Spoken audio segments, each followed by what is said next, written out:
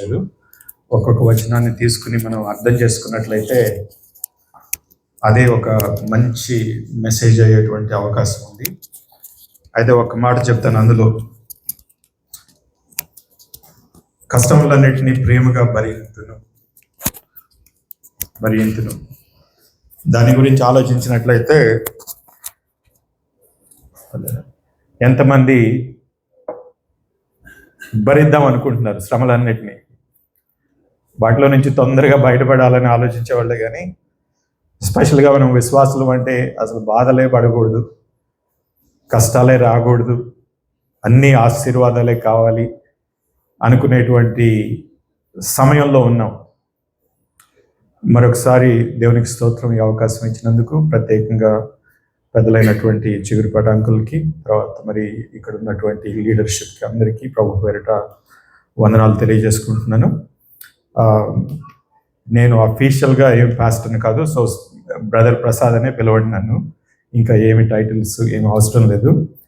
దేవుడు అవకాశం ఇచ్చినంత మేరకు, వీలైనంత మేరకు నా ఆశ ఏంటంటే మీ మధ్యలో ఉండి మరి ఈ రోజుల్లో ఒక విశ్వాసం అంటే ఏమిటి, మరి దేవుడు ఎవరు, మన విశ్వాస జీవితం ఏమిటి, మనం ఏ విధంగా దేవునిలో ఎదగాలి ఒక విశ్వాసిగా, అదే కుటుంబం అయితే దేవుని వాక్యానుసారంగా ఏ విధంగా కుటుంబాన్ని కట్టుకోవాలి, అయితే మరి యవనస్తులైతే మరి ఏ విధంగా దేవుణ్ణి ప్రేమిస్తూ దేవుణ్ణి మహిమపరుస్తూ జీవించాలి, అదే మరి ఇబ్బందులు ఇరుకుల్లో ఉన్నవాళ్ళు ఏ విధంగా విశ్వాసంతో కొనసాగాలి, తర్వాత చిన్న బిడ్డలు అయితే మరి వారిని పెంచడంలో కుటుంబంగా తల్లిదండ్రులుగా ఏ విధంగా వారిని చిన్నప్పటి నుంచే బాల్యం నుంచే వాక్యంలో పెంచాలి అనే విషయాలన్నిటి మీద మనం మాట్లాడుకుంటున్నప్పుడు మరి శ్రద్ధగా మీరు ఆసక్తితో విన్నట్లయితే నా ఉద్దేశం ఏంటంటే,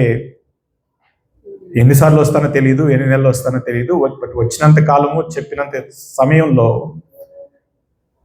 మిమ్మల్ని వాక్యం బోధించడమే కాకుండా ఆ వాక్యానుసారంగా ఆలోచించటం, think according to the scripture. అంటే ఏదైనా ప్రశ్న వస్తే మన జీవితంలో, ఏదైనా సమస్య వస్తే, ఏదైనా విషయంలో ఇలా వెళ్ళాలా అలా వెళ్ళాలనే ఆలోచన వస్తే, ఆ సమయాల్లో వాక్యానుసారంగా ఏ నిర్ణయాలు తీసుకోవాలి అనేది పాయింట్అవుట్ చేద్దాం అనుకుంటున్నాను. అది చేయగలిగితే మై గోల్ ఈజ్ అచీవ్డ్. తర్వాత జీవితం అన్న తర్వాత కష్టాలు, ఇబ్బందులు, ఇరుకులు అవన్నీ ఉంటాయి. మనం విశ్వాసులైనంత మాత్రాన మనకు ఇబ్బందులు ఉండవు, అన్నీ చక్కగా జరిగిపోతాయి, ఆశీర్వాదాలే మనకు వస్తాయి, మనకి ఇంకా తిరుగులేదు అనేటువంటి ప్రసంగాలు చేసేవారు ఉన్నారు. అంటే ప్రాస్పెరిటీ గాస్పుల్ ప్రీచ్ చేసేవాళ్ళు ఈ మధ్య ఉన్నారు. అదే కాకుండా జస్ట్ వర్షిప్లో నిమగ్నమైపోయి జస్ట్ ఆరాధించటమే మన భక్తి జీవితం అనుకునేటువంటి వారు కూడా ఉన్నారు. అయితే అవన్నీ కూడా మన విశ్వాస జీవితంలో ఒక భాగం, కానీ అదంతా విశ్వాస జీవితం కాదు. ఆరాధించటమే విశ్వాస జీవితం కాదు. దేవుని యొక్క ఆశీర్వాదాలు పొందుకోవటమే విశ్వాస జీవితం కాదు. దేవుని యొక్క చిత్తాన్ని ఎరిగి దేవుడు ఏ విధంగా మనల్ని జీవించమంటున్నాడో, దేవుణ్ణి ఏ విధంగా మహిమపరచమంటున్నాడో, మరి ఏ విధంగా జీవిస్తే అది సంపూర్ణమైనటువంటి జీవితం, పరిపూర్ణమైనటువంటి జీవితం అని వాక్యం మనకేం చెప్తుందో అది నేర్చుకుని ఆ విధంగా ఉండగలిగితే అవి ఏ పరిస్థితులైనా, ఏ స్థితి అయినా, ఏ సమయాలైనా, కొన్నిసార్లు కష్ట సమయాల్లో వెళ్తాం, కొన్నిసార్లు అంతా సంతోషంగానే ఉంటుంది, కొన్నిసార్లు ఇబ్బందులు వస్తాయి, కొన్నిసార్లు సంతోషమైన సమయాలు. ఈ సమయాలకు అతీతంగా దేవుణ్ణి మహిమపరుస్తూ మన రక్షణను కొనసాగించుకుంటూ మన జీవితాలను కట్టుకుంటే దేవుని యొక్క సన్నిధిలో, దేవుని యొక్క ఆధిపత్యంలో, తర్వాత వాక్యానుసారమైనటువంటి ఆలోచనతో, వాక్యానుసారమైనటువంటి జ్ఞానంతో మనం నడుచుకున్నట్లయితే మన జీవితం అది చాలా అద్భుతంగా ఉంటుంది. దేవుడు ఏ విధంగా ఆశించాడో, అంటే మనం ఒక మనుషులుగా ఏ విధంగా ఉండాలి, ఏ విధంగా సంతోషంగా ఉండాలి, దేవుడు మనల్ని ఉద్దేశించి మనల్ని సృజించిన విధంగా అన్ని విషయాల్లో ఏ విధంగా వర్ధిల్లాలో ఆ విధంగా వర్ధిల్లుతాం. అది దేవుని యొక్క ప్రణాళిక, దేవుని యొక్క కోరిక. మరి దాన్ని తెలుసుకోవాలంటే దేవుడిచ్చినటువంటి వాక్యాన్ని ధ్యానం చేయటం అండ్ ధ్యానించటము, అర్థం చేసుకోవటము, దాన్ని అన్వయించుకోవడం మన జీవితాలకి, అంటే ప్రాక్టీసింగ్. ఐ థింక్ ఆ అన్వయించుకోవటంలో, ఆ పాటించటంలో మనం చాలా నేర్చుకుంటాం. ఆ పాటించటం ద్వారా పూర్తిగా దేవుణ్ణి అనుభవిస్తాం. సో ఇప్పుడు మనం విన్నాం అనుకోండి, అక్కడ ఏదో మంచి బ్యూటిఫుల్ పార్క్ ఉంది, అక్కడికి వెళ్తే మనం పిక్నిక్ చేసుకోవచ్చు అనుకున్నాం అనుకోండి. అది వింటేనే సరిపోతుందా చెప్పండి? కాదు కదా. మనం ప్రయత్నం చేయాలి, బయలుదేరాలి, సిద్ధపడాలి, వెళ్ళాలి, అక్కడ కూర్చోవాలి, దాన్ని చూసి ఆనందించాలి, దాంట్లో సమయాన్ని గడిపి మనం ఎక్స్పీరియన్స్ చేస్తే కనుక then we get the full feeling. ఆ అనుభవాన్ని మనం పొందుకుంటాం. అదేవిధంగా దేవుని గురించిన విషయాలన్నింటిలో ఆ విధమైనటువంటి అనుభవ జ్ఞానము మనకు కావాలి. దేవుడు అది కోరుకుంటున్నాడు. దానిలో భాగంగా దేవుడు ఆశీర్వదిస్తే తప్పకుండా మనం ఆశీర్వాదాలు వెంట పరుగులెట్టకూడదు, కానీ దేవుడు ఆశీర్వదిస్తే ఆశీర్వాదాలు మన వెంట పడి రావచ్చు. No problem. We should not follow the riches, but the riches can follow us when God blesses. And at the same time మిగతా సమయాలన్నింటిలో కూడా ఇరుకులైన ఇబ్బందులైన వాటిలో, ఇప్పుడు యోసేపు చెరసాలలో ఉన్నంత కాలం ఎప్పుడన్నా దేవుణ్ణి ప్రశ్నించినట్లుగా మనం చూడటం లేదు. అది దేవుని చిత్తం ఏమైందో దానికి అనుగుణంగా జీవించడం నేర్చుకున్నాడు ఆ కాలం అంతట్లో. ఐ థింక్ ఒకటే తప్పు చేశాడు అనుకుంటున్నాను. భక్షదాయకుడిని, పానదాయకుడిని ఒకసారి వాళ్ళ కళల్ని వివరించి చెప్పినప్పుడు రాజుకు ఒక మాట చెప్పండి అని, ఫరోకు ఒక మాట చెప్పండి అని అడిగాడు. అందుకని 2 సంవత్సరాలు ఎక్కువ ఉన్నాడు అనుకుంటున్నాను అందులో. దాదాపు 2 సంవత్సరాల తర్వాత కానీ వాళ్ళు జ్ఞాపకం చేసుకుని రాజుగారికి చెప్పలేదు కదా, ఫరో గారికి చెప్పలేదు కదా. అప్పటి వరకు లేకపోతే మరి ముందే దేవుడు అవకాశం ఇచ్చాడు అని నాకు తెలియదు. అలా ఆలోచించడానికి ఈ 3 భాగాలు, మీరు వాక్యానుసారంగా ఆలోచించడం, వాక్యాన్ని మరి నేను కానీ మిగతా ప్రసంగికులు కానీ వచ్చి చెప్పినప్పుడు దాన్ని అర్థం చేసుకోవటం, లేకపోతే మీ అంతటి మీరు పుస్తకాలు చదువో లేకపోతే వేరే వాళ్ళ మెసేజెస్ వినో వాక్యానుసారంగా వాక్యంలో ఎదగటం, అర్థం చేసుకోవడం. తర్వాత మరి ముఖ్యంగా జీవితం వాక్యానుసారంగా జీవించేటువంటి అనుభవాన్ని మీరందరూ పొందుకోవాలని నా ఆశ. ఎందుకంటే ఈ మధ్యన విశ్వాసుల కుటుంబాల్లోనే ఎస్పెషల్గా యవనస్తులు ఉన్నటువంటి వాళ్ళు హై స్కూల్ అయిపోయి కాలేజీకి వెళ్ళిన తర్వాత విశ్వాసంలో నుంచి బయటకు వెళ్ళిపోవడం, లేకపోతే ఈ లోకానుసారంగా బతకడం, ఇవన్నీ కూడా చాలా మనల్ని బాధ పెట్టేటువంటి విషయాలను మనం చూస్తున్నాం. ఆ మధ్యన సోషల్ మీడియాలోనే విశ్వాసులు అనుకున్న వారే కుటుంబాలుగా సంఘాలకు వస్తున్నారు, యవనస్తులు కూడా వారితో కలిసి సంఘాలకు వస్తున్నారు. నేను ఈ సంఘం గురించి చెప్పట్లేదు, జనరల్గా చెప్తున్నాను. అది ఇండియాలోనే కావచ్చు, అమెరికాలోనే కావచ్చు, ఎక్కడైనా కావచ్చు. ఒక నటనగా, హిపోక్రిటికల్గా తల్లిదండ్రుల మాట వినో, వారికి భయపడో, లేకపోతే వాళ్ళ ఆశ మేరకో రావడం. బట్ వారి జీవితాన్ని వారు బయట జీవించేది ఈ తల్లిదండ్రులకు తెలియదు. వాళ్ళు సోషల్ మీడియాలో ఏం చేస్తున్నారో తెలియదు, ఏ విధంగా జీవిస్తున్నారో తెలియదు. నాకు తెలిసినంత వరకు చాలామంది యవనస్తులు వాక్యం తెలియక సంఘానికి వచ్చిన, ఆదివారం ఇక్కడ ఆరాధించిన, ఇవన్నీ చేసినా కూడా ఈ లోకపు విధానం, లోకపు వైనంలో పడిపోయి లోకస్తులతో అగ్రీ అయిపోయి వాక్యానికి వ్యతిరేకంగా ప్రవర్తించేటువంటి దినాలు ఇవి. ఉదాహరణకు అబార్షన్ గురించి, రో వి వేడ్ గురించి రూల్ వచ్చింది కదా. ఎంతమంది విశ్వాసులైనటువంటి యవనస్తులు దానికి ఎగనెస్ట్గా చేశారో మీరు ఒకసారి చూసుకుంటే తెలిసిపోతుంది సోషల్ మీడియాలో. అంటే ఈ అబార్షన్ స్క్రిప్చరల్గా అది దేవుణ్ణి మహిమపరిచేది కాదని, వ్యతిరేకమని తెలిసినా కూడా మాకు ఫ్రీ చాయిస్ కావాలి, అది రైట్ అని చెప్పేసి విశ్వాసులైన వారు దానికోసం ఎన్నో కామెంట్స్ పెట్టారు. తర్వాత ఈ సోషల్ ఇష్యూస్ ఉన్నాయి కదా, జెండర్ ఐడెంటిటీ నుంచి సేమ్ సెక్స్ మ్యారేజెస్ నుంచి, వీటన్నిటికీ ఎంతమంది విశ్వాసులు అనుకునే వారు వారికి వాక్యం తెలియక, దేవుడు ఏం ఆశిస్తున్నాడో తెలియక, దేవుడు ఏ విధంగా మనల్ని మన జీవితాలని నిర్ణయించాడో తెలియక వాటికి సపోర్ట్ చేసేవారు ఉన్నారు. నేను పోయినసారి వచ్చినప్పుడే చెప్పాను, మనం ఎంత చాలా శ్రమ పడుతున్నాము, మన జీవితాలను కట్టుకోవడానికి దాదాపు 6 రోజులు వారానికి కష్టపడుతూ ఉంటున్నాము, ఆస్తులు సంపాదించుకుంటున్నాము, ఆదాయాన్ని తెచ్చుకుంటున్నాము. మరి అయితే ఆత్మీయ విషయాల్లో మాత్రం చాలా అంత ప్రయాస పెట్టట్లేదు, వెనకబడి ఉంటున్నాము, అర్థం కాక ఉంటున్నాము. కొన్నిసార్లు బలహీనతతో we're surrendering to this world. అయితే ఈ రాత్రి మీకు జ్ఞాపకం చేసేది ఏంటంటే, ఒక విశ్వాసి జీవితం అలా ఉండకూడదు. It should be overcoming the world.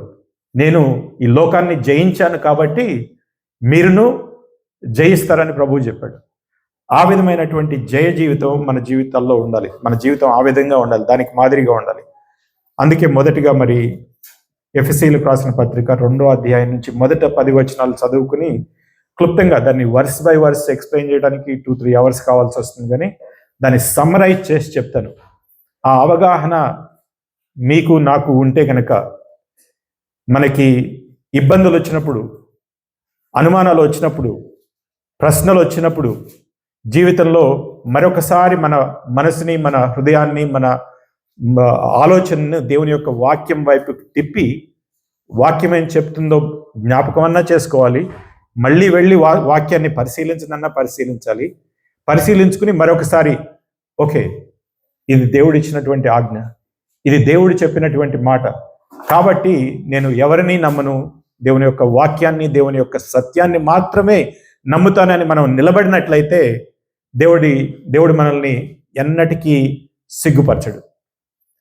ఎప్పుడు దేవుడు మనల్ని ఆశీర్వదించి తగిన సమయంలో మనల్ని హెచ్చిస్తాడు. ఇవి దేవుడు ఇచ్చినటువంటి మాటలు అని వాగ్దానాలు ఇప్పుడే పాడుకున్నాం కదా, వాగ్దానం ఇచ్చి నెరవేర్చువాడా అని పాడుకున్నాం కదా. ఎంతో చక్కని అర్థవంతమైనటువంటి పాట. నమ్మకమైన దేవా, నన్ను కాపాడువాడవు నీవే, ఎందరు నిన్ను చూశారో వారందరికీ వెలుగు కలిగిన.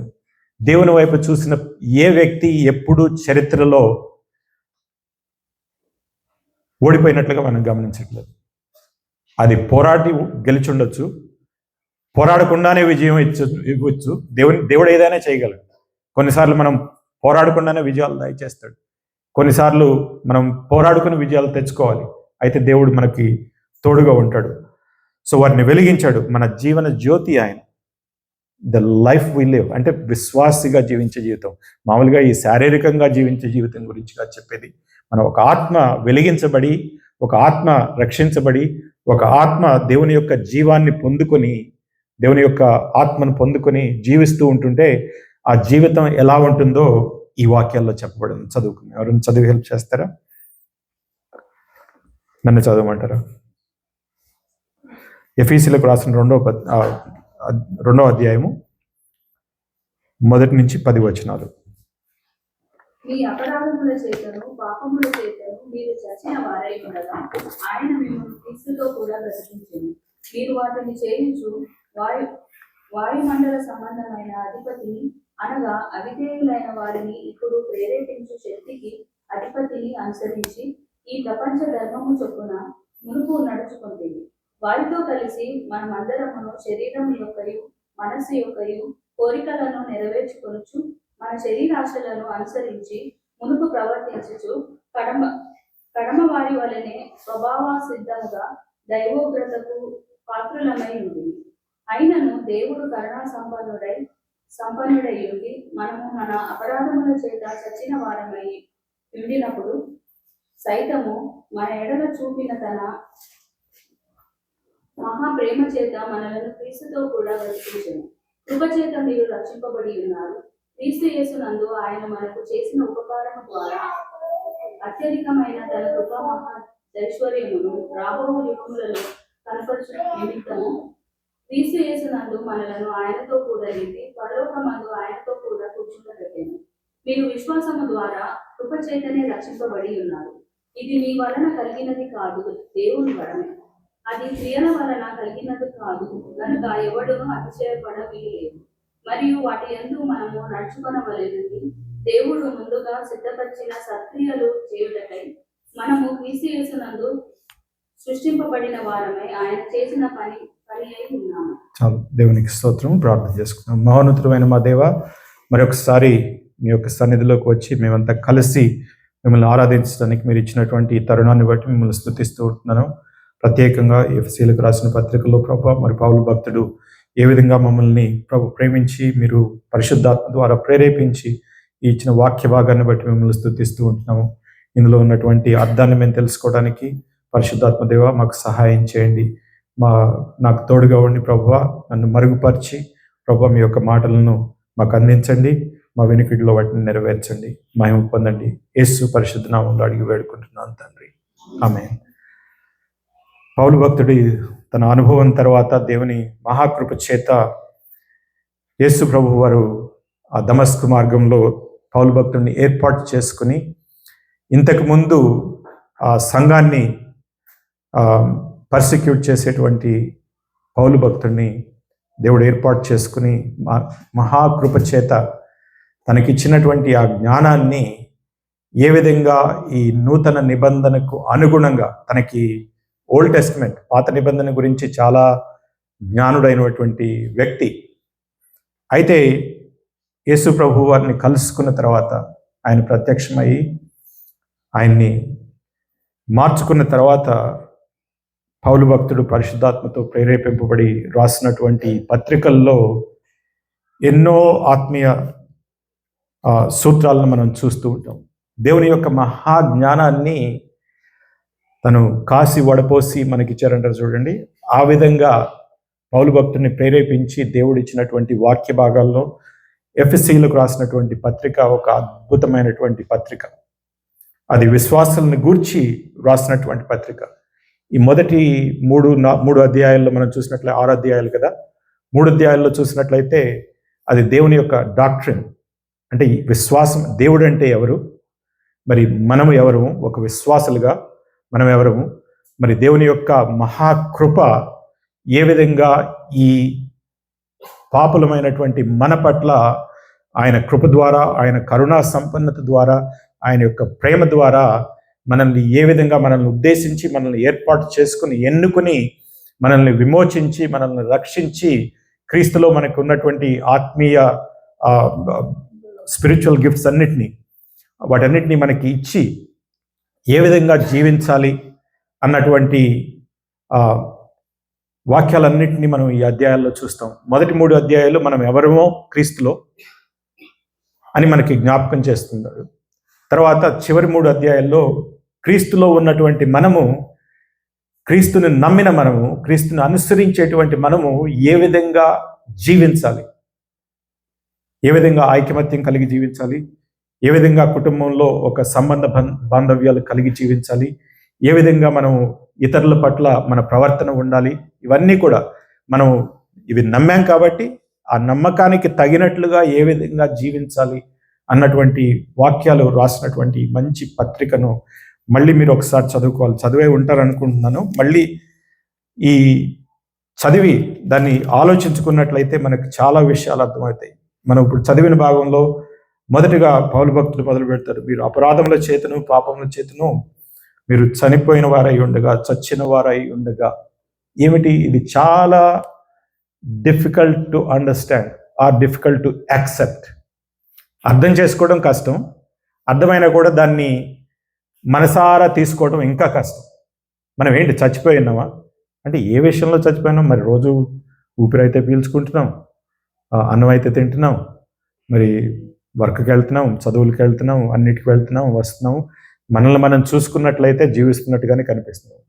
మరి చచ్చిపోయిన వారు అంటాడు ఏంటి అని ఆలోచిస్తే పరిశుద్ధాత్మ పౌలు భక్తుని ప్రేరేపించి రాసినటువంటి వాక్యము ఆత్మీయంగా ఎప్పుడైతే మనం దేవునికి దూరంగా ఉంటామో, ఆ దూరంగా దేవునిని అర్థం చేసుకోలేనటువంటి స్థితి, దేవుని యొక్క చిత్తాన్ని తెలుసుకోలేనటువంటి స్థితి, దేవుణ్ణి ఏవి మహిమపరుస్తుందో తెలుసుకున్నటువంటి స్థితి, దేవుడి మనల్ని మన ద్వారా ఏమి ఆశిస్తున్నాడో తెలియనటువంటి పరిస్థితి, ఏది మంచి చెడు తెలియనటువంటి పరిస్థితి, వీటన్నిటిని ఇంకా చెప్పుకుంటూ పోతే చాలా విషయాలు ఉన్నాయి. అవన్నిటినీ కలిపి మీరు చచ్చిపోయినారు, మీకేం అర్థం కావట్లేదు, దేవునికి ఏది ఇష్టమో తెలియదు. Let alone we do what God wills.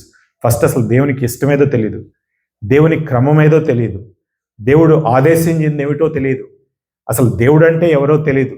ఇవన్నీ తెలియని స్థితిని మనము పాపముల చేతను అపరాధముల చేతను చచ్చిన వారు అని ఆ విధంగా సంబోధిస్తున్నాడు పౌలు భక్తుడు.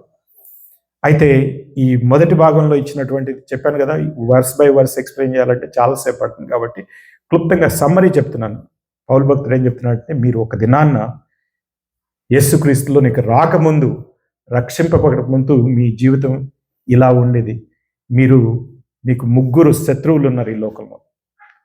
3 శత్రువులు ఉన్నాడు ఈ భాగంలో. మొదటి భాగంలో చూసినట్లయితే, ఒకటి మన శరీరం, ఫ్లెష్. రెండవది ఈ లోకం అంటే లోకంలో ఉన్న ప్రజలు కాదు, ఈ ప్రపంచము కాదు, భూగోళం కాదు, ఈ లోక మర్యాద అందులో ఉంది కదా.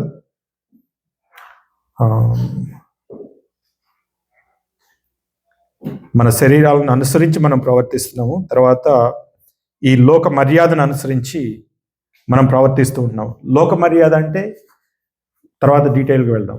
మూడవది అపవాది, devil, Satan. We call different names. ఈ 3 మనం ఈ జీవించే జీవితంలో శత్రువులు. ప్రత్యేకంగా విశ్వాసులైన వారికి.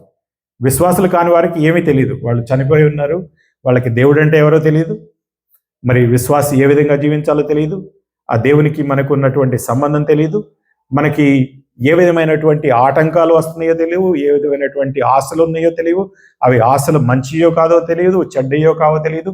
ఈ ఇంగిత జ్ఞానం అంటాం కదా, ఆ జ్ఞానం లేనప్పుడు ఏది మంచి ఏది చెడు, ఏమి దేవుడు ఆశిస్తున్నాడు, మనమేమి ఆశిస్తున్నాం, ఈ తారతమ్యం తెలియనటువంటి పరిస్థితిని చనిపోయిన స్థితి అంటున్నాడు. ఇవన్నిటికీ ముఖ్య కారణం ఈ 3. మన శరీర సంబంధమైనటువంటి శరీర ఇచ్చలు, ఆశలు, the impulses or our wantings or desires that are not godly. అన్ని ఆశలు, అన్ని ఇంపల్సెస్ తప్పు కాదు. అది ఎప్పుడైతే పర్వర్షన్కి వెళ్తుందో, దేవునికి చిత్తం కాని మార్గంలో వెళ్తుందో అది తప్పు. ఇది మన శరీరానికి ఆకలి అయితే అన్నం తినడం తప్పు కాదు. తినడమే జీవితంగా ఉంచుకుంటే that is gluttony, that is wrong. Perversion of hunger which is put in our nature so that we don't go hungry and die without eating. Nutrition కావాలి కదా, ఫుడ్ కావాలి కదా. ఫుడ్ కావాలన్నప్పుడు ఆకలి వస్తుంది. ఆకలి ఉన్నప్పుడు that is a good instinct, good impulse our body produces. So దానికి కావాలి. అలాగే మన మనసుకి ప్రేమ ఆప్యాయతలు కావాలి. బట్ ఆ ప్రేమ ఆప్యాయతల్ని తీసుకోవాల్సిన పరిస్థితిలో తీసుకోవాల్సిన వాళ్ళ నుంచి తీసుకోకుండా వేరే చోట తీసుకున్నట్లయితే ఏమవుతుంది? It becomes perverted.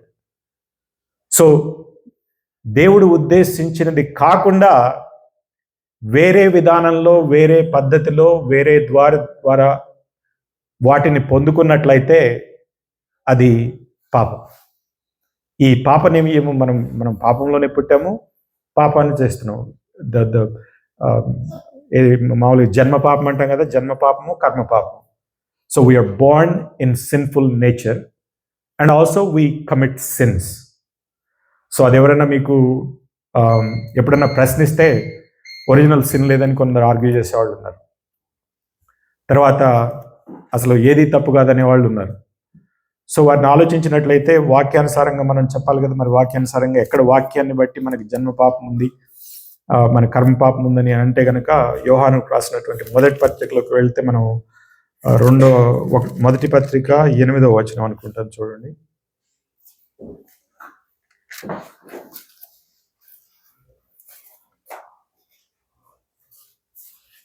యోహాను రాసిన మొదటి పత్రిక 1వ అధ్యాయం 8వ వచనం. మనం పాపము లేని వారమని చెప్పుకొని ఎడల మనల్ని మనమే మోసపుచ్చుకుందాము, మరియు మనలో సత్యం ఉండదు. 9వ వచనం.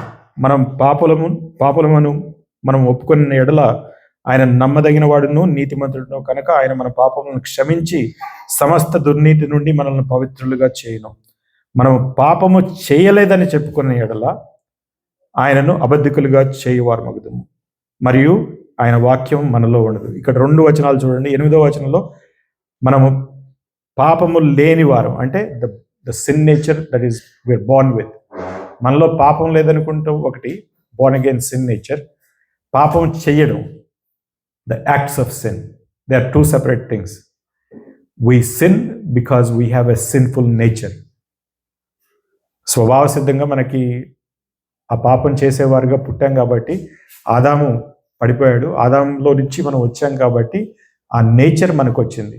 ఆదాము మొదటిగా పడిపోయినప్పుడు ఆదాము నుంచి వచ్చినటువంటి సంతానం మనమంతా. మనకి మొదటి మూల పురుషుడు ఆదాము నుంచి వచ్చినటువంటి మన సంతానం కాబట్టి మనం సంక్రమించింది, మనకు ఆ సిన్ఫుల్ నేచర్ సంక్రమించింది. ఆ నేచర్ మనలో ఉంది కాబట్టి ఇప్పుడు చిన్నపిల్లలకి మనం అబద్ధం చెప్పమని చెప్తామా?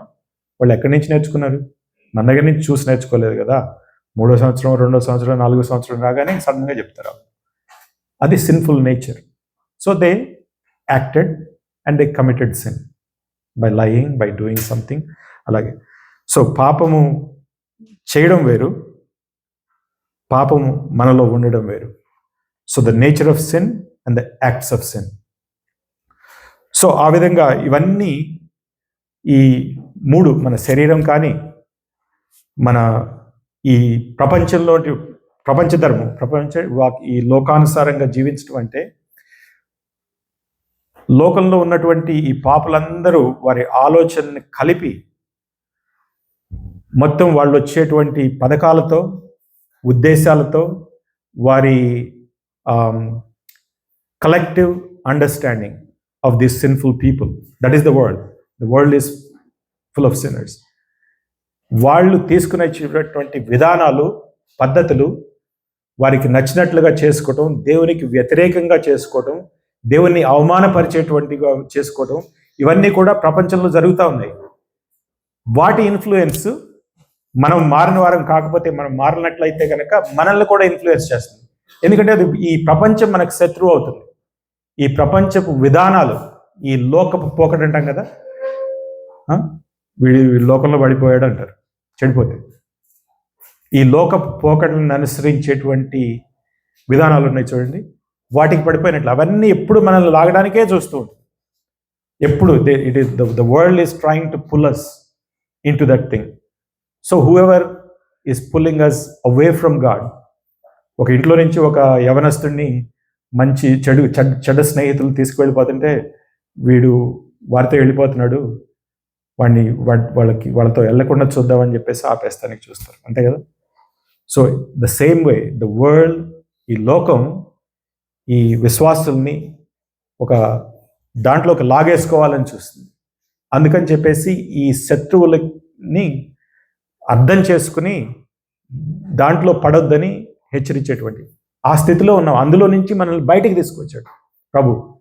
మీరు అపరాధముల చేత, పాపముల చేత చచ్చిన వారే ఉండగా ఈ లోక మర్యాద నుంచి, ఈ లోక మర్యాదలని ఇచ్చేటువంటి సాతాను, ఈ ఆలోచనలు, వాడు దానికి మూల కారణం. ఇప్పుడు ఆదము హవ్వలతో మాట్లాడి వారిని డిసీవ్ చేసినప్పుడు చేసినటువంటి స్థితి నుంచి ఇప్పటి వరకు కూడా ఇవన్నీ ఇంకా ఈ లోకంలో సాతాను ఆధిపత్యం ఉంది. వాడు మనుషుల ఆలోచనల్ని, పద్ధతుల్ని మారుస్తూనే వస్తున్నాడు. ఇంకా వాటన్నిటికీ మనుషులు పడిపోతూనే ఉన్నారు.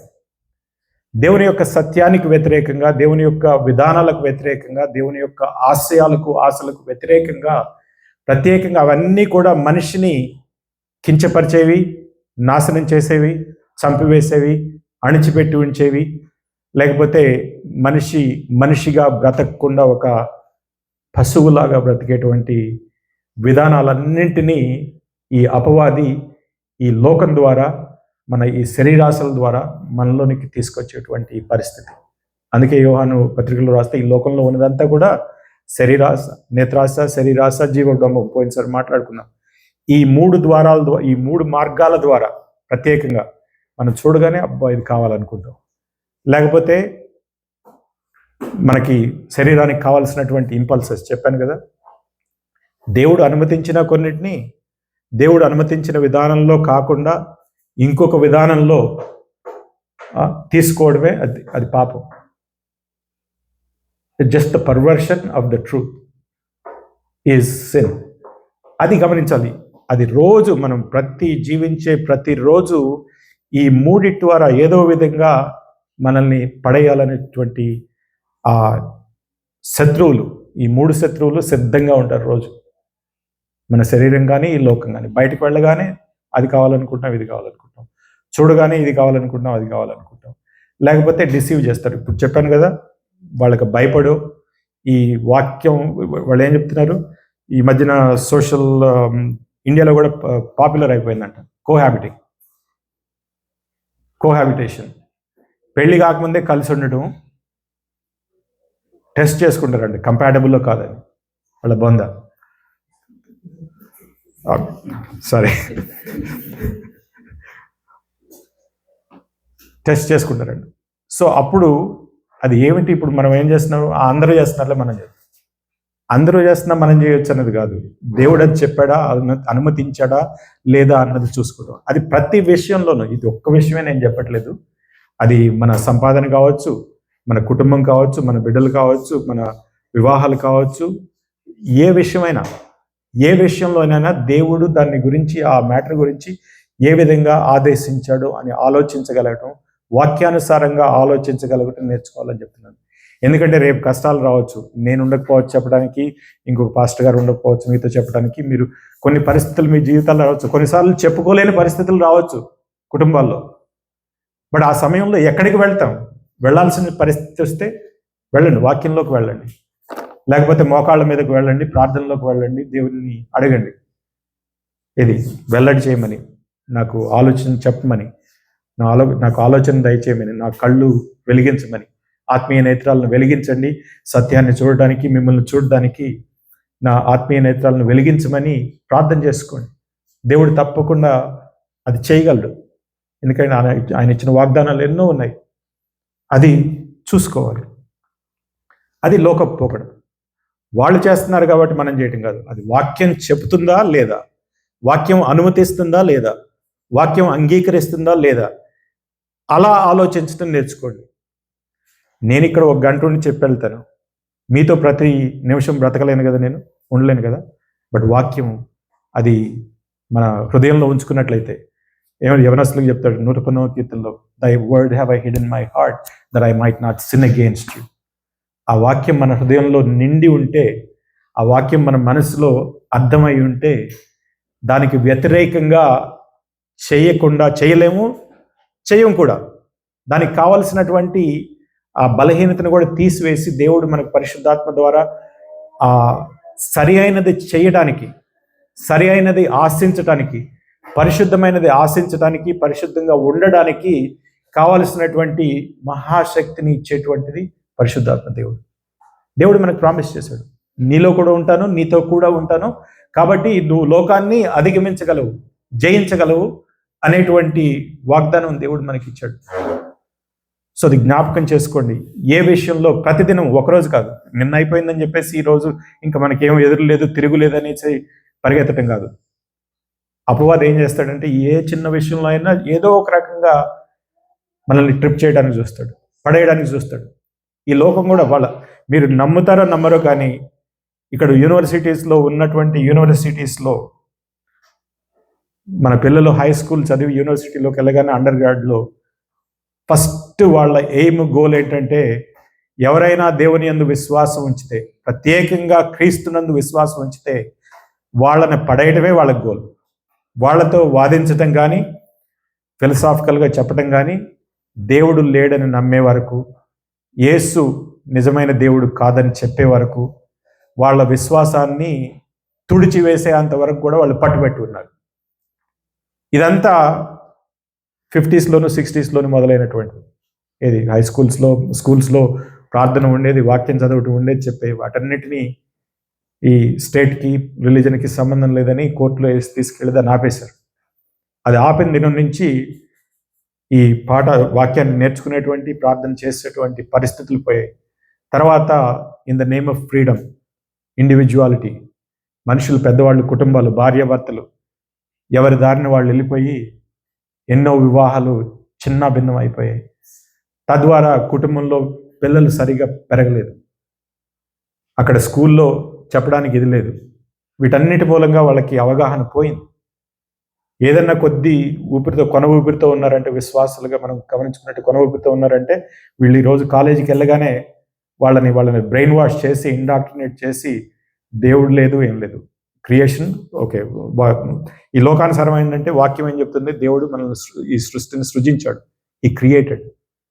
బట్ అక్కడ కాలేజీకి వెళ్ళగానే ఎవల్యూషన్ అని మొదలు పెడతారు, న్యాచురల్ ఎవల్యూషన్, డార్విన్ సిద్ధాంతాన్ని మొదలు పెడతారు. సో ఇవన్నీ ఎప్పుడు మనకి మన పిల్లలకి అటాక్ జరుగుతూనే ఉంది. వాటిని తట్టుకొని నిలబడాలంటే దేవుణ్ణి మనం సంపూర్ణంగా అర్థం చేసుకోవాలి, దేవుని యొక్క క్రమాన్ని మనం అర్థం చేసుకోవాలి, దేవుని యొక్క మనస్సును మనం అర్థం చేసుకోవాలి, దేవుని యొక్క ఆలోచనలను మనం అర్థం చేసుకోవాలి. అవి అర్థం చేసుకునే విధానం నాకు తెలిసినంత వరకు వాక్యాన్ని చదవటము, అది అర్థం కాని పరిస్థితి ఉంటే ఎవరైనా దాన్ని అర్థం చెప్పేవారిని మాటలు విని నేర్చుకోవాలి. సో ఆ విధంగా మనకి జీవితంలో ఈ ముగ్గురు శత్రువుల్ని రోజు చేసుకోండి. ఏంటి, నా శరీరం నాకు శత్రువులాగా ప్రవర్తిస్తుందా, నన్ను లాగేస్తుందా, నా మనసు వేటి వెంటో పడి వెళ్తుందా, అది దేవుని వాక్యానికి విరుద్ధం కదా, అంతేకాకుండా నా మరణానికి కారణం కదా. అలా వెళ్ళినప్పుడు వాటికి మూడిటికి లోగబడిపోయినప్పుడు ఉన్నటువంటి స్థితినే చనిపోయిన స్థితి అని భక్తుడు ప్రస్తావిస్తున్నాడు. అక్కడ చనిపోయిన స్థితిని ప్రవహిస్తున్నాడు. అంటే మనకి దేవుడు అంటే ఇష్టం ఉండదు, ఏమైనా పరిశుద్ధమైన సమయాలంటే ఇష్టం ఉండదు, సంఘానికి వెళ్దామంటే ఇష్టం ఉండదు. ఈ no desire to do anything with God is the sign of our death.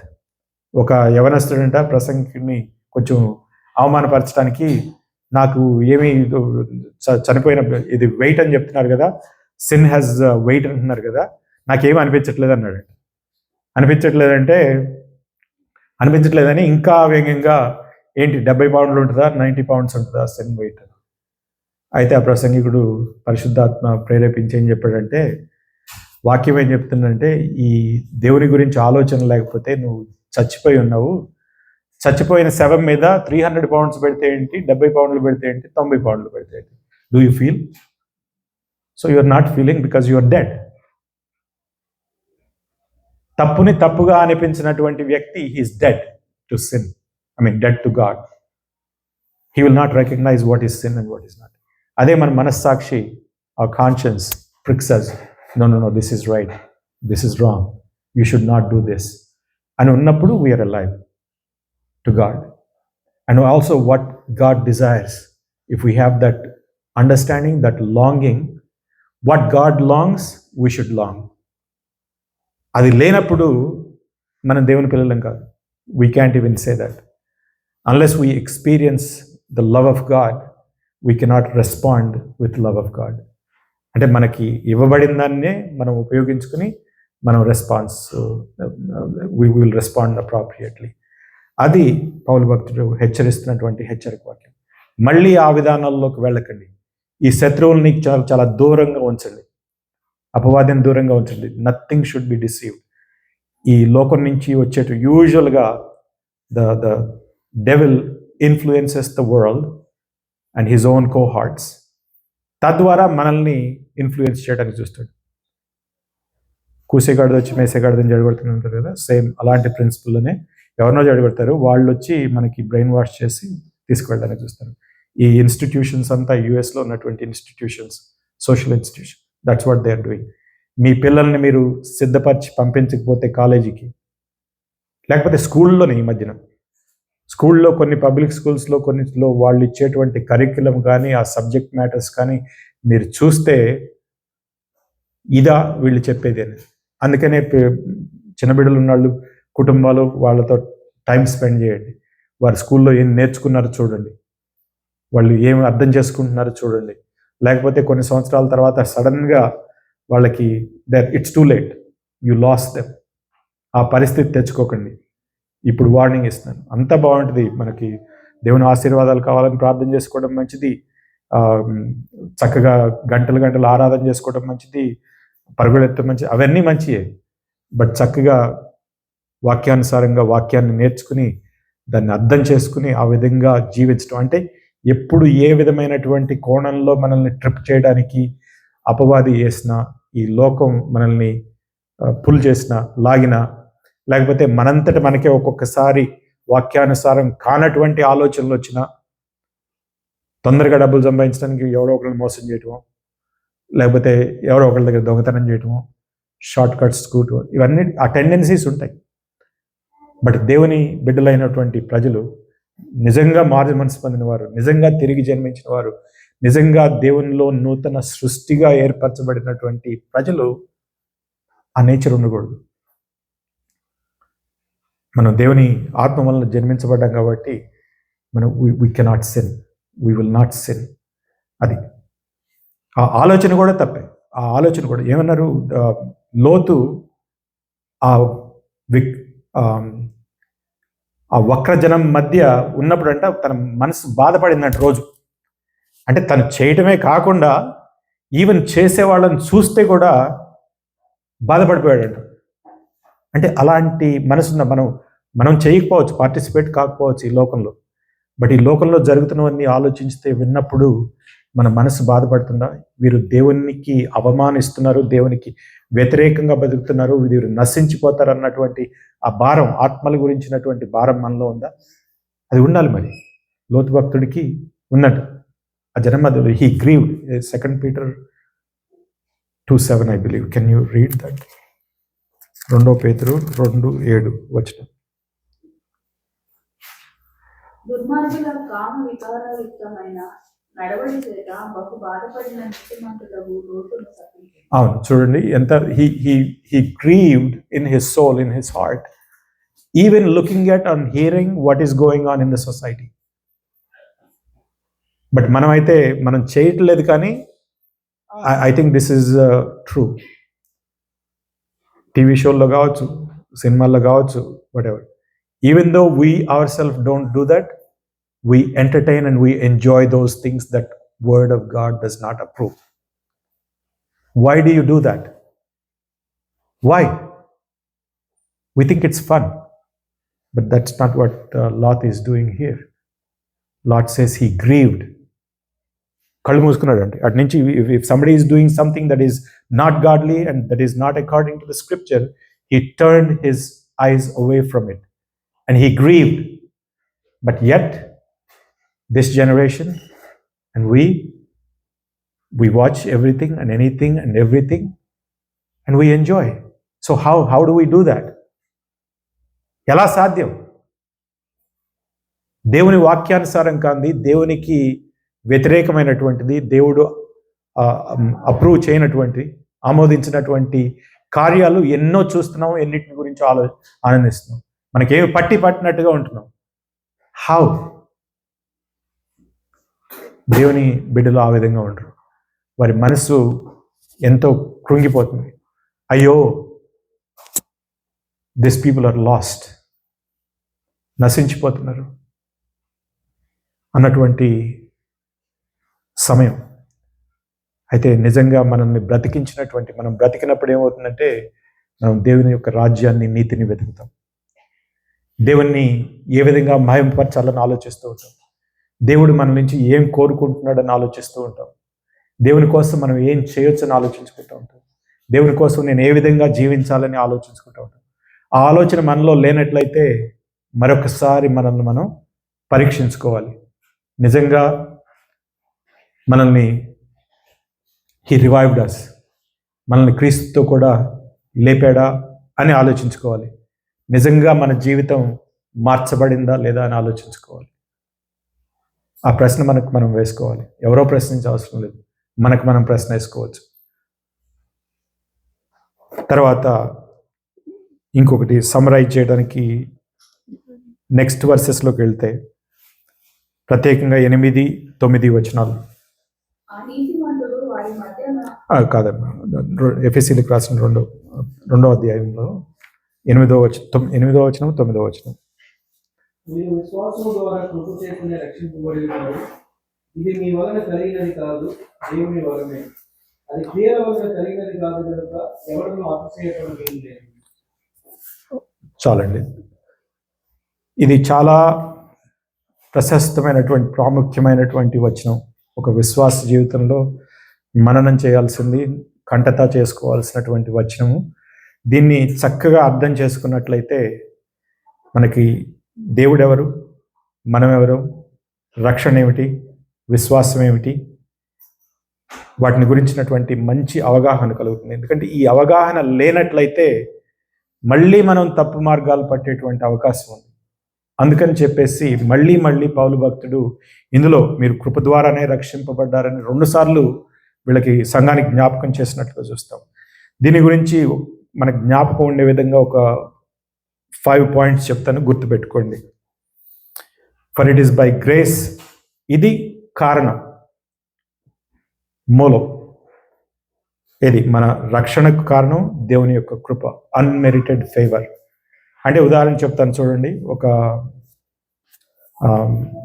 పిల్లవాడు, like say orphan, is living in the streets and everything. లేకపోతే మన ఎదుట ఏమన్నా తప్పు చేసిన వాళ్ళు ఎవరైనా ఉంటే వాళ్ళని క్షమించి వాళ్ళకి కావాల్సినటువంటి శిక్షణ ఇవ్వకుండా వదిలేస్తే దట్ ఈస్ మర్సీ. అండ్ కరుణా సంపన్నుడు, it is a mercy. But grace అంటే, కృప అంటే ఇంకేంటంటే ఇంకొక మెట్టు. అంటే మనకి రావాల్సినటువంటి పనిష్మెంట్ని, శిక్షను రద్దు చేయడం being merciful. God is merciful. But కృప అంటే మనకు తగని దాన్ని, మనకి వి డోంట్ డిజర్వ్ దాన్ని ఇవ్వడం. అంటే ఎవరైనా తప్పు చేశారనుకోండి, మనకి ఒక $1000 కట్టాలి లెట్స్ సే. ఆ ఫీజుని వేవ్ చేయడం అనేది మర్సిఫుల్. బట్ అలా కాకుండా, అది వేవ్ చేయడమే కాకుండా మళ్ళీ ఇంకొక 1000 వాళ్ళకి తిరిగిస్తే దట్ ఈస్ గివింగ్ ఎక్స్ట్రా. అంటే రోడ్డు మీద ఎక్కడో పడిపోయినటువంటి బిడ్డలని వాళ్ళకి తీసుకొచ్చి వాళ్ళకి స్నానం చేయించి కొంచెం అన్నం పెట్టేసి మళ్ళీ పంపించడం కాదు, లేకపోతే మన ఇంట్లో కొన్ని రోజులు ఉంచుకోవడం కాదు. శాశ్వతంగా వాళ్ళని దత్తు చేసుకుంటే, ఏది మన కుటుంబీకులుగా, మన సంపదకు వారసునిగా చేసుకుంటే, we make them an heir, like we are our son, adopting. So that is what scripture speaks about, దత్తపుత్ర. క్రీస్తునందు మనం దత్తపుత్రత్వాన్ని స్వీకరించాం. అది కృప. మనం అర్హులం కాదు, మనం శిక్షకు పాత్రులము. ఆ శిక్షను మనల్ని శిక్షావిధి నుంచి తప్పించటమే కాకుండా క్రీస్తుతో కూడా వారసత్వాన్ని పొందుకోవడానికి మనల్ని దేవుని యొక్క బిడ్డలుగా దేవుడు మనల్ని తీసుకోవడం, మనల్ని క్షమించటము, మనల్ని విమోచించటము, మనల్ని రక్షించటము, తర్వాత మనల్ని తన కుమారులుగా కుమార్తెలుగా స్వీకరించటము, వారసత్వాన్ని మనకి ఇవ్వడం అనేది, మనల్ని మహిమపరచడం అనేది. whom he justified, he sanctified, whom he sanctified, he glorified, it says. ఆ స్థితి వరకు తీసుకువెళ్ళడం అనేది కృప, దేవుని యొక్క మహాకృప. సో అందుకని చెప్పేసి గ్రేస్, కృప అనేది మన రక్షణకు కారణం. అది మన రక్షణ గురించినటువంటి సత్యం. ఇంకా దాని గురించి ఇంకా ఏమి మనం ఆలోచించాల్సిన పద. దేవుని యొక్క మహాకృప, మన కరుణా సంపదనలో ప్రేమతో, but love. But because with love with which he loved us, he raised us up, or we're saved by grace. ఆ ప్రీవియస్ మొదటి వచనాల్లో మనం చూసుకున్నట్లయితే, సో కృప మన రక్షణకు కారణము, అది రక్షణను గురించినటువంటి సత్యం. It's the truth about salvation and the reason for salvation. తర్వాత యూ హ్యావ్ బిన్ సేవ్డ్, అంటే మీరు రక్షింపబడి ఉన్నారు, రక్షింపబడబోతున్నారు, రక్షింపబడి ఉన్నారు. అంటే ఇట్ ఈస్ అష్యూరెన్స్, నిశ్చయత. అంటే ఒకసారి దేవుడు రక్షించాడని చెప్తే ఇంకా దాంట్లో మనకి అనుమానం లేదు. దేవుడు ఎప్పుడూ తన మాటను, తన వాగ్దానాలను వెనక్కి తీసుకోడు. కాబట్టి ఆయన రక్షించాడు అంటే మనం రక్షించబడ్డాం. ఇంకా దాని గురించి ఎప్పుడూ అనుమానం రాకూడదు. ఎప్పుడైనా మనం మళ్ళీ దేవుని యొక్క వాక్యానుసారం కాకుండా, వాక్యానికి విరుద్ధంగా కానీ, కొన్నిసార్లు దేవుడు అనుమతించినవి కానీ ఎప్పుడైనా ఏదైనా పాపంలో పడ్డామనుకోండి, మళ్ళీ ఒకసారి వాక్యాన్ని అర్థం చేసుకోవడం చూడండి. పాపం మనల్ని ఏలనివ్వకుండా ఉండటం నుంచి బయటపడ్డాం. అలా అని చెప్పేసి మనం ఎప్పుడూ తప్పు చేయము, అసలు ఒక్క తప్పు కూడా చేయమని వాక్యం చెప్పట్లేదు. అప్పుడప్పుడు ఒకవేళ మనం ఎప్పుడైనా పాపం చేస్తే మనకు మధ్యవర్తి Christ Jesus, our mediator is there. And ఆయన కార్చిన రక్తం మళ్ళీ ఆ పరిశుద్ధాత్మ ద్వారా it was offered through eternal spirit. అంటే అది ఇప్పుడే కాదు, ఎప్పటికీ కూడా ఇట్ ఈస్ ఎఫికేషియస్. మళ్ళీ మన పాపాలను ఒక్కసారి కడగటమే కాకుండా, మళ్ళీ ఎప్పుడైనా తప్పు చేస్తే, అంటే ఎప్పుడూ తప్పు చేస్తే కాదు, ఎప్పుడైనా ఒకవేళ పాపంలో పడితే మళ్ళీ మనల్ని కడగడానికి, పరిశుద్ధపరచడానికి మనం ఆ పాపాన్ని ఒప్పుకున్నట్లయితే అది మనల్ని మళ్ళీ పరిశుద్ధపరుస్తుంది అనేటువంటి సత్యం. అది నేర్చుకోవాలి. అది ఒక్కటే కాదు, పాపం చేసినప్పుడు మనం తప్పు చేశామని తెలుసుకోవడమే అది మనకు రక్షణకు ఒక సూచన. మళ్ళీ తప్పు చేసిన తర్వాత, పాపం చేసిన తర్వాత ఇమ్మీడియట్గా దేవుని దగ్గరికి వెళ్ళి క్షమాపణ అడగాలి. మళ్ళీ మనం పరిశుద్ధపరచబడాలి, దేవుని యొక్క క్రీస్తు యొక్క రక్తం ద్వారా పరిశుద్ధపడాలి, కడగబడాలి, ఆయన మన తరపున వాదించాలి అనేటువంటి ఆలోచన రావడం, ఆయన దగ్గరికి వెళ్ళడమే మన రక్షణకు సూచన. అదే ఇంతకు ముందు తప్పు చేసాం నేను తప్పే చేయలేదు అనుకునేవాళ్ళు. అసలు తప్పు చేసినట్టు కూడా, తప్పు కూడా కాదని కూడా, తప్పని కూడా తెలియదు. దేవుని ఎరగనప్పుడు, when we didn't know God, we didn't even know we sinned, and we didn't even have a longing to go and ask for forgiveness. But when we are saved, we know that we are sensitive. మన హృదయం దేవుని ఈ పాపం చేయగానే స్పందిస్తుంది. అయ్యో తప్పు చేశాను, దేవా నన్ను క్షమించు, మళ్ళీ ఒకసారి నన్ను పరిశుద్ధపరచు, మళ్ళీ ఒకసారి నన్ను కడుగు నీ యొక్క రక్తంలో అనేటువంటి ఆ భావం మనకు రావడమే మన యొక్క రక్షణకు సూచనగా ఉంది. అది ఇంతకుముందు ఉండేది కాదు, ఇప్పుడు ఉంది. అదే ఎవరైనా ఇంకొకసారి ఎవరికైనా మనం తప్పు చేస్తే, ఎవరినైనా ఇబ్బంది పడితే, ఇంతకుముందు ఎప్పుడు మనం క్షమించమని అడిగేవారు కాదు. బట్ ఇప్పుడు ఆత్మ ఏం చేస్తుంది, ప్రేరేపిస్తుంది. అయ్యో నేను తప్పు చేశాను, నేను క్షమించు, నేను దేవుని ఎదుట పాపం చేశాను, నీ మీద పాపం చేశాను, నన్ను క్షమించు అనేటువంటి ఆ స్వభావం మనలో రావడమే ఆ నూతన స్వభావం, క్రీస్తు స్వభావం. అది మన యొక్క రక్షణకు సూచనగా ఉంది. అది గమనించుకోవాలి. మరి ఎన్నిసార్లు మన జీవితంలో ఆ స్థితిలో ఉన్నాం? ఎన్నిసార్లు క్రీస్తులోనికి వచ్చిన తర్వాత, విశ్వాసంలోకి వచ్చిన తర్వాత సంఘానికి వెళ్తున్నాం, వాక్యం చదువుతున్నాం, రోజు ప్రార్థన చేస్తున్నాం. ఎన్నిసార్లు మన జీవితంలో మళ్ళీ మనం దేవుని ఎదుట పాపం చేశాం అన్నటువంటి ఆ కన్విక్షన్ ఎన్నిసార్లు వచ్చింది మనకి? వచ్చిందా రాలేదా? ఆరు వచ్చినా కూడా దాన్ని అణగదొక్కేసి మనంతటి మనం వెళ్ళిపోతున్నాం. అది విశ్వాస లక్షణం కాదు. విశ్వాస లక్షణం ఏంటంటే వెంటనే we go to the throne of grace to plead for forgiveness and cleansing again. So తర్వాత, for it is by grace you are saved, you've been saved. Assurance, అది present కావచ్చు, ఫ్యూచర్ కావచ్చు, perfect tense. You are already saved. అది దేవుడు నిర్ణయించినటువంటి క్రమము, దేవుడు చేసినటువంటి కార్యము, కాబట్టి దానికి తిరుగులేదు. మనకి దేవుడు రక్షిస్తే ఎన్నడెన్నటికీ రక్షించబడతాం. తర్వాత త్రూ ఫెయిత్, విశ్వాసము ద్వారా. అది మార్గం, ద వే, విధానం, దారి, ఏదైనా చెప్పుకోవచ్చు. The way of salvation is through faith. విశ్వాసం ద్వారా కృపచేతనే మీరు రక్షించబడ్డారు. సో విశ్వాసం లేకుండా దేవుణ్ణి మెప్పు పొందడం అసాధ్యం. దేవుని వద్దకు వెళ్ళాలంటే విశ్వాసంతో వెళ్ళాలి. విశ్వాసం అంటే చెప్పాను కదా, పోయినసారి చెప్పాను, మళ్ళీ చెప్తున్నాను, గుర్తుపెట్టుకోండి. విశ్వాసం అంటే దేవుడు చెప్పిన ప్రతి మాటను నమ్మడం. అంటే ఏదో మనం రెక్కలు కట్టుకుని ఆకాశంలోకి ఎదురుతామని కాదు విశ్వాసం అంటే. దేవుడు చెప్పిన మాట. ఎందుకంటే ఆదాముకి అవ్వకు మొదలు చెప్పినప్పుడు, లేకపోతే నోవాహు ఉదాహరణ తీసుకున్నాం. నోవాహుకి ఏం చెప్పాడు దేవుడు? సత్యాన్ని, నేను జల ప్రళయాన్ని తీసుకురాబోతున్నాను, నువ్వు ఒక ఓడను నిర్మించుకోమని చెప్పాడు. అప్పటికి వర్షాలంటే ఏం తెలియదు ప్రజలకు. వర్షం పైనుంచి రాలేదు, భూమిలో నుంచి నీళ్లు ఉబికి వ్యవసాయం చేసుకోవడానికి ఉన్నట్లుగా మనం వాక్యంలో చూస్తున్నాం. అప్పటి వరకు పైనుంచి వర్షం పడటం లేదు. అలాంటప్పుడు నోవా ఏం చేశాడు? విశ్వాసం ద్వారా, విశ్వాస వీరుల్లో నోవా గురించి చెప్పారు కదా, ఆయన మాటను నమ్మి విశ్వసించి రాబోయేటువంటి జల ప్రళయం నుంచి తన ప్రాణాన్ని రక్షించుకున్నాడు. సో విశ్వాసం అంటే దేవుడు చెప్పిన మాట అర్థమైనా అర్థం కాకపోయినా, చాలాసార్లు అర్థమవుతుంది, కొన్నిసార్లు అర్థం కాకపోవచ్చు, అయినా ఆయన చెప్పిన మాటను మాటగా నమ్మటం, సత్యంగా నమ్మటమే విశ్వాసం. అది ఏ విధంగానూ మనం రేషనల్గా ఆలోచించలేము. వర్షం అంటే ఏంటని, లేకపోతే ప్రళయం అంటే ఏంటని, అందరూ చనిపోవటం ఏంటనేది, ఎలా చచ్చిపోతారని, ఇవన్నీ ఎన్ని ఆలోచించుకున్నా కూడా అర్థం కానటువంటి విషయం. అది విశ్వాసం ద్వారా మాత్రమే మనం దేవుణ్ణి నమ్మగలిగినటువంటి విషయం. తర్వాత మీరు పండు తిన్నప్పుడు మీకు మరణం, నువ్వు చనిపోతావని, చావంటే వాళ్ళకి తెలియదు. మరి చావంటే ఎలా నమ్ముతాం? విశ్వాసం ద్వారా వాళ్ళు నమ్మగలగాలి.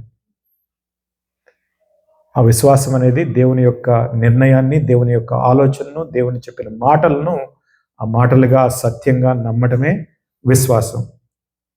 సో త్రూ ఫెయిత్ దేవుడు చెప్పాడు, నేను నిన్ను క్షమిస్తున్నాను, నీకు ఒక ఆత్మకు రక్షణ దయచేస్తున్నానని చెప్పాడు కాబట్టి మనం రక్షించబడ్డాం. ఒకవేళ అపోహలు ఉండొచ్చు, మనకి రక్షణ మన మంచితనాన్ని బట్టి వచ్చిందని, లేకపోతే మనం ఒక మంచి కుటుంబంలో వచ్చింది కాబట్టి వచ్చామని, లేకపోతే మనం రోజు ఆదివారం సంఘానికి వెళ్తున్నామని, లేకపోతే రోజు 4 అధ్యాయాలు వాక్యం చదువుతున్నామని కాదు, లేకపోతే 1 గంట సేపు మోకాళ్ళ మీద ఉండి ప్రార్థన చేస్తున్నామని కాదు. అవన్నీ కాదు. అవన్నీ అందుకే it is not from your self. ఇది వార్నింగ్, హెచ్చరిక. ఏంటి? రక్షణ ఎప్పుడు రక్షణకు కారణం నేనని కానీ, నా మంచితనం అని కానీ, నేను చేసే పనులని కానీ, లేకపోతే నా పారంపర్యంగా మన తరం వారితో వచ్చిందని కానీ, ఏది క్రైస్తవ కుటుంబంలో పుట్టాం కాబట్టి రక్షణ వచ్చిందని కానీ, లేకపోతే మనం క్రిస్టియన్ దేశంలో ఉన్నామని కానీ, క్రైస్తవ దేశంలో ఉన్నామని కానీ, అవన్నీ కూడా it is not from your self, మన నుంచి కాదు. అది వార్నింగ్. ఎప్పుడైనా అలాంటి అపోహ వచ్చినా, అలాంటి ఆలోచన వచ్చినా దాన్ని తుడిచిపెట్టేయండి. మనం ఏమీ చేయలేదు, రక్షణ పొందుకోవడానికి మనం చేసింది ఏమీ లేదు. మనం చేసిందల్లా దేవా నా పట్ల కృప చూపించని ప్రార్థన చేయడం తప్పితే మనం చేసింది ఏం లేదు. సో ఇది మీ నుంచి కలిగినది కాదని ఇచ్చినటువంటి వార్నింగ్, హెచ్చరికను జ్ఞాపకం చేసుకోండి. తర్వాత ఇది దేవుని యొక్క వరం అని ఉందా? కృపావరం. ఇది కేవలం కాదు, ఇది మీ వలన కలిగినది కాదు, దేవుని వలన. దేవుని వలన. It is gift of God. Gift of God. అది నేచర్ ఆఫ్ సాల్వేషన్. దాని తీరే అది ఒక బహుమానం, ఒక వరం, దేవుడిచ్చినటువంటి వరం. అంటే మనం సంపాదించుకున్నది కాదు, మనం అర్హులమని ఇచ్చింది కాదు. ఇప్పుడు ఎవరైనా పరుగు పందెంలో పరిగెట్టి విన్ అయితే కనుక దే ఎర్న్ దట్. ఎందుకంటే పరిగెత్తారు కాబట్టి, విన్ అయ్యారు కాబట్టి వాళ్ళకి బహుమానం వస్తుంది. ఇది మనం ఏం చేయలేదే, మనం ఏమి చేయకుండా ఫ్రీగా ఉచితంగా పొందుకున్నటువంటి బహుమానం, ఉచితంగా పొందుకున్నటువంటి వరం. అది మనం సంపాదించుకున్నది కాదు, మన ఆస్తిపాస్తులతో కొనుక్కున్నది కాదు, మనకి ఎవరన్నా మన వాళ్ళు ఇచ్చినటువంటి ఇన్హెరిటెన్స్ కాదు, వారసత్వంతో వచ్చింది కాదు. అది దేవుని యొక్క మహాకృప ద్వారా, విశ్వాసం ద్వారా, దేవుని యొక్క నిశ్చయం ద్వారా మనం పొందుకున్నటువంటి వరం. సో ఈ రక్షణ గురించి 5 పాయింట్లు గుర్తుపెట్టుకోండి. It is by grace, the reason and the truth about salvation, and you been saved, assurance. మళ్ళీ ఎప్పుడైనా అపవాదం వస్తే నువ్వు ఆ రోజు మొన్న అబద్ధం ఆడావు, మొన్న ఏదో తప్పు చేసావు, వాడు అవన్నీ ఒక్కొక్కసారి గుర్తు చేస్తూ ఉంటాడు. చేసినా కూడా అది క్రీస్తు రక్తం చేత కడగబడింది, నేను పశ్చాత్తాపడ్డాను, దేవుడు మళ్ళీ నన్ను తిరిగి రెండవసారి అవకాశం ఇచ్చి నన్ను క్షమించాడు అన్నటువంటి ఆ నిశ్చయంతో మనం ముందుకు వెళ్ళాలి. అది నేను ఎర్న్ చేసింది కాదు, సంపాదించుకున్నది కాదు, నేను కొనుక్కున్నది కాదు. అది దేవుడిచ్చినటువంటి వరం కాబట్టి దేవుని కృపావరాలు ఎప్పుడూ దేవుడు మళ్ళీ వెనక్కి తిరిగి తీసుకోడు. కాకపోతే దానికి తగినట్లుగా మనం ఆ కృపావరంలో ఉన్నామా లేదా అన్నటువంటి చేసుకోమని చెప్తున్నాను కదా. ఎప్పుడైనా తప్పు చేస్తే దేవుడు చూస్తున్నాడు, దేవుడు ఆలకిస్తున్నాడు, దేవుడు గమనిస్తున్నాడు అనేటువంటి ఆ దేవుని గురించినటువంటి ఆ రెవరెన్స్, భయం అంటే భయపడిపోవడం కాదు, ఆ గౌరవం, భక్తి గౌరవం అంటాం కదా. ఆ గౌరవం లేకపోతే, ఆ ఆలోచన రాకపోతే మనం రక్షించబడ్డామో లేదో కూడా తెలియదు. బట్ రక్షించబడి ఉన్న ప్రతి ఒక్కరూ మాత్రం ఈ ఆలోచన కలిగి ఉంటారు, ఆ విధంగా జీవిస్తారు, ఆ విధంగా జీవించాలని వాక్యం చెప్తూ ఉంది. సో మరి ఈ వాక్యాన్ని మన వినికిడిలో దేవుడు దీవించిన కాక చాలా జాగ్రత్తగా గమనించుకోండి.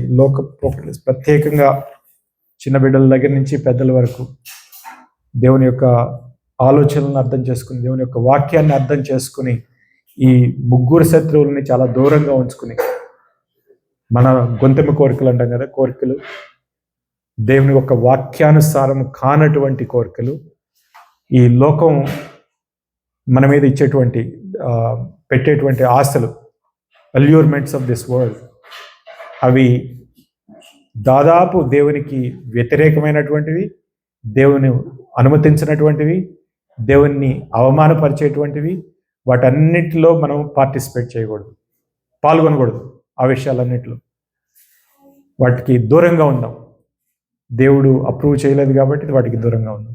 తర్వాత అపవాది ఎన్నో విషయాల్లో మనకు తెలుస్తూ ఉంటాడు. ఒక్కొక్కసారి దేవునికి వ్యతిరేకమైనటువంటి ఆలోచనలు, దేవునికి వ్యతిరేకమైనటువంటి పద్ధతులు, ఆ టెంప్టేషన్స్ అపవాది కలిగిస్తూ ఉంటాడు. అవి వచ్చినప్పుడు మంచి ఒక వాక్యం ఉంది 2 కొరింథీ 10వ పత్రికలో చూడండి. మనం 2 కొరింథీ 10వ అధ్యాయం ఐ థింక్ మొదటి వచనాల్లో అనుకుంటాను, ఒకసారి అది చెప్పి మూసేస్తాను. 10వ అధ్యాయము 3వ వచనం నుంచి, మేము శరీరధారులమై నడుచుకొనుచున్నను శరీర ప్రకారం యుద్ధం చేయము. మా యుద్ధోపకరణములు శరీర సంబంధమైనవి కావు, కానీ దేవుని ఎదుట దుర్గములను పడద్రోయజాలనంత బలము కలవై ఉన్నవి. మేము వితర్కములను, దేవుని గూర్చిన జ్ఞానమును అడ్డగించు ప్రతి ఆటంకమును పడద్రోసి ప్రతి ఆలోచనను క్రీస్తుకు లోబడినట్లు చెరపట్టి మీరు సంపూర్ణ విధేయతను కనపరిచినప్పుడు సమస్తమైన అవిధేయతకు ప్రతిదండన చేయ సిద్ధపడి ఉన్నాము. So subjecting everything that sets it self against the knowledge of God, subject it to Christ, obedience to the Christ. ఏ ఆలోచన ఈ అపవాది కానీ ఈ లోకం కానీ మన శరీరం కానీ తీసుకువచ్చినప్పుడు వాటన్నిటినీ క్రీస్తు చేత చెరపట్టబడటానికి తీసుకుని రావాలి, తీసుకువచ్చి అక్కడ వదిలేయాలి. Then we will overcome that. ఆ విధంగా మన ఆలోచనని, మన హృదయాన్ని దేవుడు నూతన పరిచి మరి దేవునికి మహిమకరంగా, దేవునికి ఇష్టంగా జీవించే జీవితాన్ని మనకు దయచేయాలని ప్రార్థన చేసుకుందాం. మహోన్నతుడైన మా దేవ, మీకు స్తుతులు స్తోత్రాలు. మరొకసారి ప్రభువా, ఈ ఎఫెసీయులకు రాసిన పత్రిక 2వ అధ్యాయంలో నుంచి మరొకసారి మీరు మాకు జ్ఞాపకం చేశారు. ఈ లోకంలో మేము జీవిస్తూ ఉన్నప్పుడు మాకు శత్రువులు ఎవరో కాదు, మా శరీరం, ఈ జీవిస్తున్నటువంటి ఈ లోకము, ఈ ప్రదేశం కాదు, కానీ ఈ లోకపు పోకడలు, లోకపు తీరు, వారి నిర్ణయాలు, వారి ఆలోచనలు, ఇవన్నీ మా మీద పడకుండా అపవాది ఏ విధంగా ప్రభు మమ్మల్ని మార్చకుండా, మమ్మల్ని లోబర్చకుండా మేము యొక్క ఆత్మపూర్ణలమై ఆత్మతో నిండి మా ఆలోచనలన్నింటినీ క్రీస్తుకు లోబర్చుకుని ప్రభు జీవించడం మాకు నేర్పించండి, సహాయం చేయండి. అంతేకాదు రక్షణ గురించినటువంటి ఆ నిశ్చయత, నిర్ధారణ ప్రభు అది మీరు మీ కృప ద్వారా మాకు దయచేశారని, అంతేకాదు విశ్వాసం ద్వారా మేము దాన్ని పొందుకున్నామని, అది ఒక వరంగా ప్రభు మాకు మీరు దయచేశారని విశ్వసించి కృతజ్ఞత కలిగి జీవించడానికి మీరు కృప చూపించండి. ప్రత్యేకంగా కుటుంబాలను మీరు ప్రత్యేకంగా ఆశీర్వదించండి. మీ యొక్క వాక్యపు వెలుగులో వారిని బలపరచండి, భద్రపరచండి. యవనస్తులందరినీ ప్రభువ, మరి వారు బలవంతులై ఉన్నారు, బలవంతుని చేతిలో బాణములు అయి ఉన్నారని ప్రభు మీ యొక్క వాక్యంలో చెప్పారు. వారి దృష్టిని ప్రభువ ఈ వర్త్లెస్ థింగ్స్ అన్నిటి మీద నుంచి తొలగించండి.